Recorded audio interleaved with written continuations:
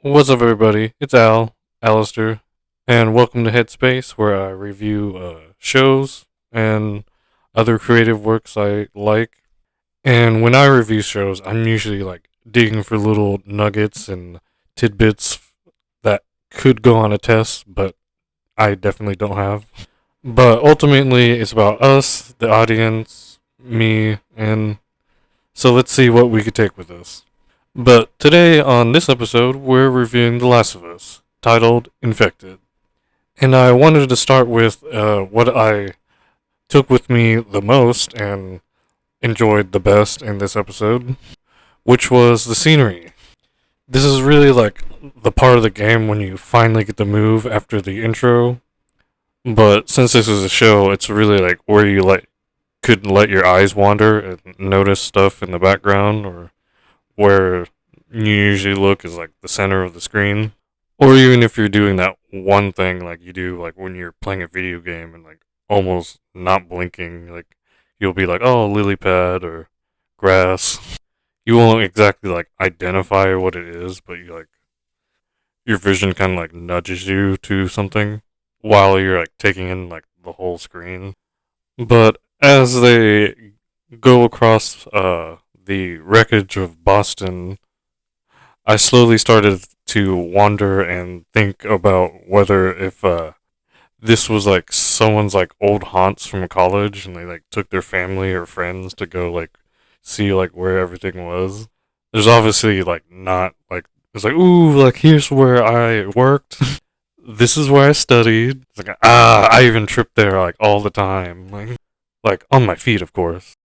But all of this like under the guise of just the set designer just like having like all these like areas. It's like, oh, like where do you want to have it? I was like, Boston. That's where my youth's at. Just because to me it seemed like oddly specific. It's like, oh, like let's go to that hotel. It's like, oh, and then the museum. It just seemed like in very good spirits, like this whole set and everything. Some lone person out on their endeavors, like wanting to bring people back and share the whole experience that like had a turning point in their life. I'm even going so far to even like wondering about the motivations of like why like the set was so good and like the scenes. It's like yeah, like people do that for the actors, sure, but I just like love these visuals right now. I also kind of experience as like a wrong kind of Ellie. There's like her and the infected and the devastation of Boston happening, but I also had a sidebar of her just like being like 14 and like going around like right before the actual filming, going around Boston for real. But in reality, it's like a hunting trip, like mixed with like the scariest like tour of the city ever. With every once in a while, like Tess going is like, "Hey, I don't want to worry you, but we can't go that way.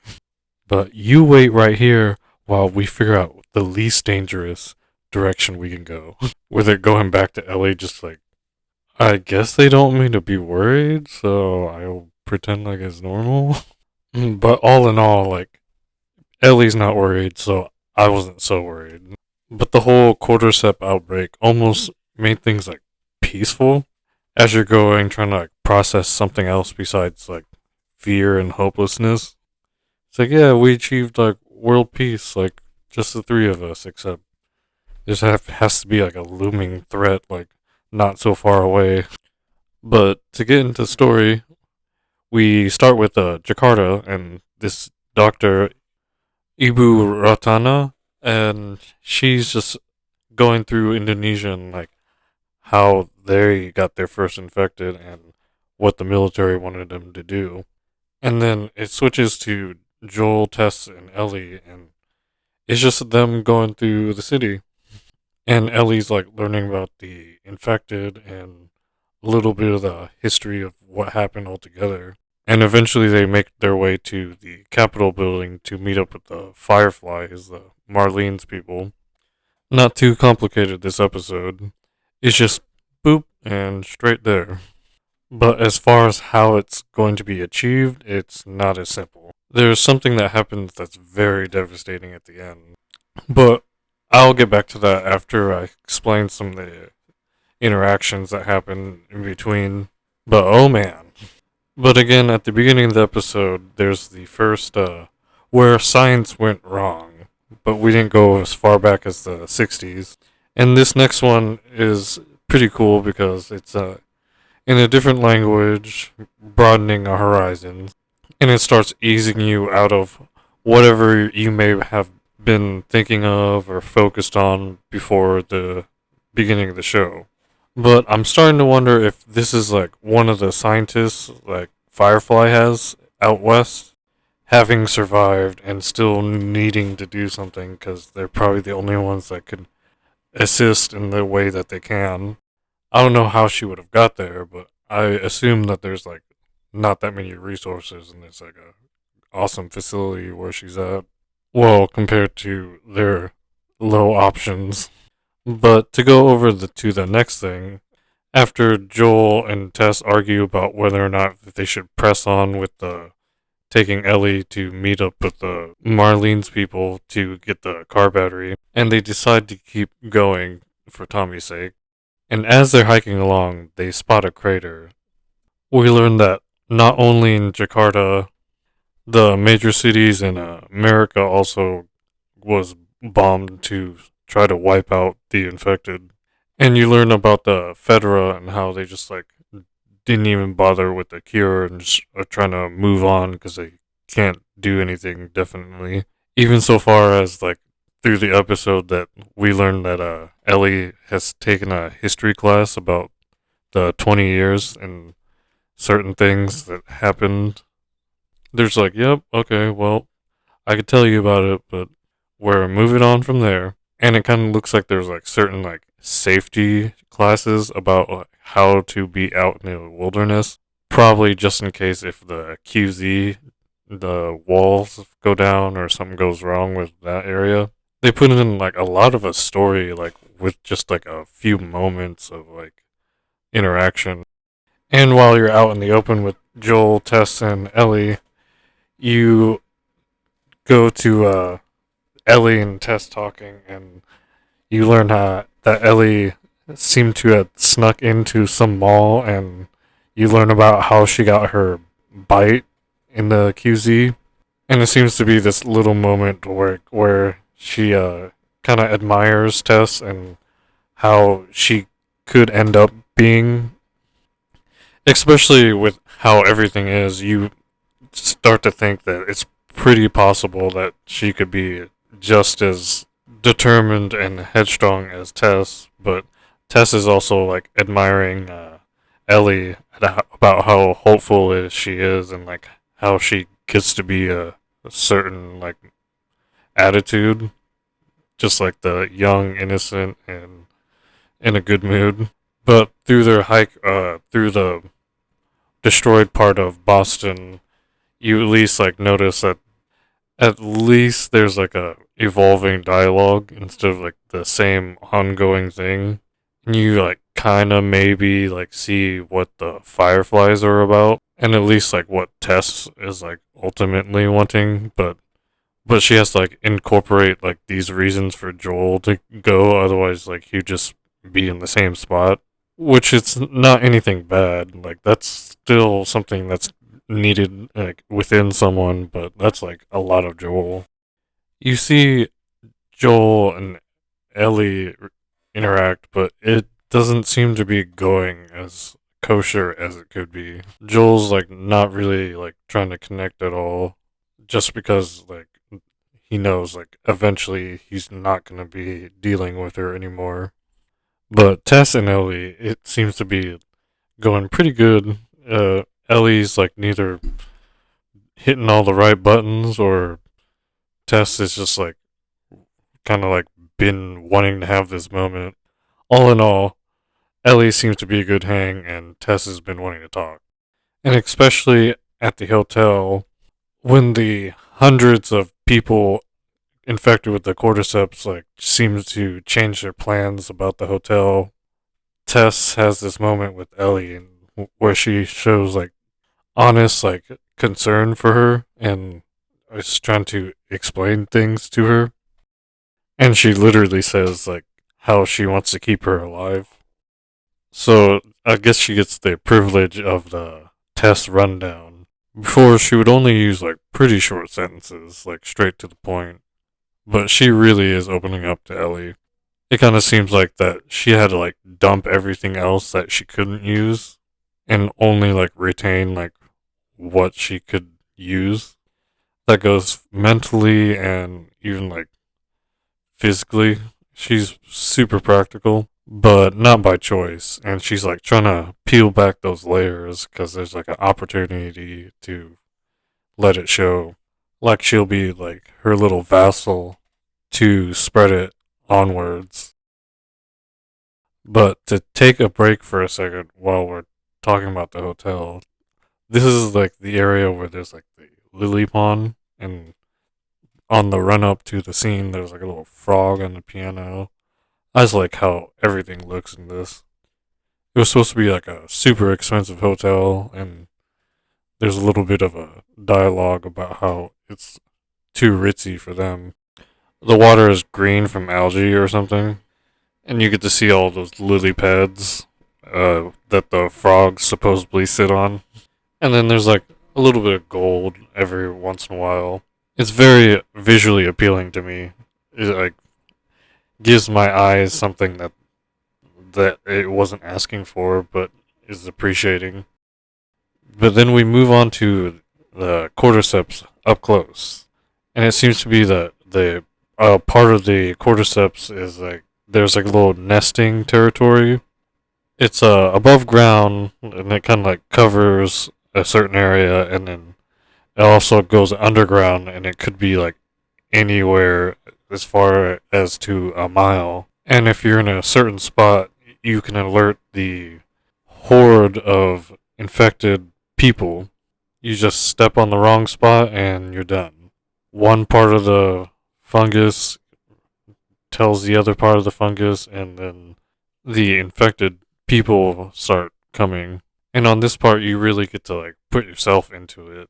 It has the audience like wondering what's the best plan of action, where you could run, like what you could use as a weapon.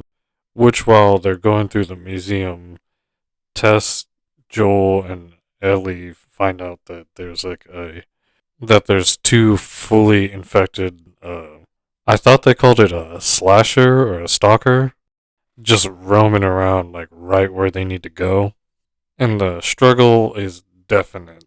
They jump around, they slash at you, they knock you around. They seem pretty dense, and they're like fully covered up in fungus, like all over their face. Which is like the one perk, but since they could hear so good, like all the worst things like have the best hearing and just know right where to go. But you at least get some reprieve apparently, because Joel gets to just shine his flashlight on it, but it doesn't seem to react to that while he's like reloading his pistol. But it doesn't help for too long because even just out of just natural searching, it's right on him, like right next to him, just making its little clicking noise. But after Joel's several cuts from glass and Tess's rolled ankle and Ellie's now collection of scars of bite marks on the same arm, no less, they finally make it to where they started off to in the beginning. But Joel scouts ahead to only find like a blood trail to where they all follow to find that there was someone infected, and they rochambeaued, leaving no one left except a lot of this equipment, armament of some sort, and a little bit of fuel in barrels. Then we get to an oh man, we get to a realization that Tess has essentially been training her new replacement to be at Joel's side. Even from before, she knew she didn't have much mileage in her, She was about to be spent up one way or another, and she just didn't want to leave Joel like hanging there because he's not even close to being like setting to do anything for anybody else or himself even. And it brings you to a point to where you could see like that at some point met Joel but was very much like Ellie, and how they started watching out for one another, but only Tess had changed, and that Joel needed a new Tess in Ellie. And now we learn that also with her rolled ankle, she was bitten by the infected people. It has run up the urgency of Joel needing to take Ellie with her and watch out for her because he has the capacity to go on and like to get past this terrible life and get the quality of life he's been like reaching for.